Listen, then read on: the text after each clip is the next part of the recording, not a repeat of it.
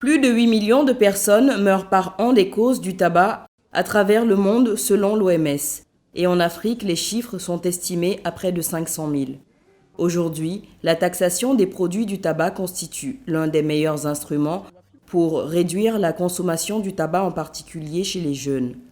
Et c'est dans ce cadre que des institutions régionales et sous-régionales ont adopté des directives visant à durcir la politique de taxation du tabac.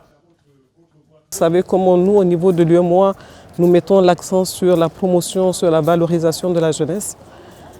L'autre population cible, c'est bien sûr malheureusement les femmes et beaucoup de femmes enceintes avec des effets néfastes sur les nourrissons quelquefois. Et il est important donc que cette directive de l'UEMOA soit appliquée.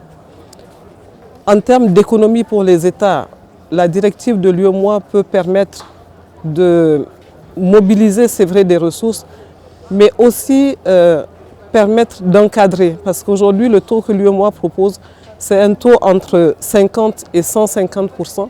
Normalement, c'est un taux dissuasif. Malheureusement, certains textes, notamment celui adopté par la CEDEAO, la Communauté économique des États de l'Afrique de l'Ouest, en décembre 2017, tardent à être appliqués, surtout en son article 14, qui prévoit la création d'un comité régional et des comités nationaux de suivi.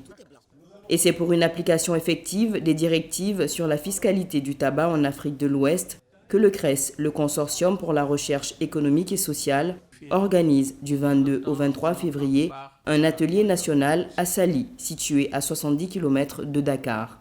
Ce qu'on voudrait, c'est que le Sénégal, à l'instar d'autres pays de la sous-région, applique effectivement ces deux directives en les transposant dans la réglementation nationale et ainsi ouvrir la voie à une augmentation régulière et significative des produits du tabac.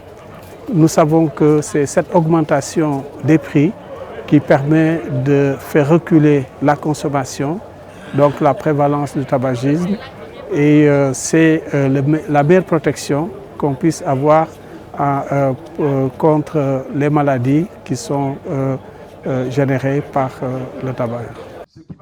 La méthodologie de cet atelier consiste en la présentation de nouvelles évidences de la recherche sur les méfaits du tabagisme, mais surtout sur les impacts de l'augmentation des prix du tabac sur la santé des populations.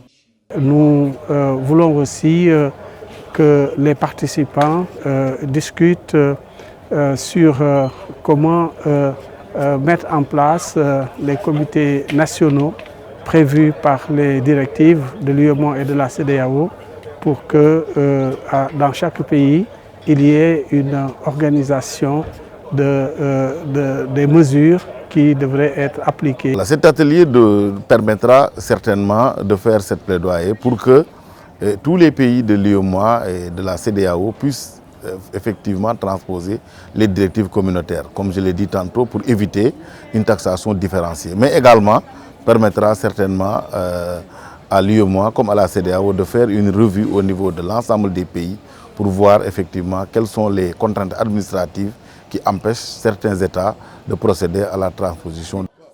L'atelier de 2 jours réunit des structures en charge de l'intégration régionale, l'administration fiscale, douanière, sanitaire, du commerce et la société civile, entre autres.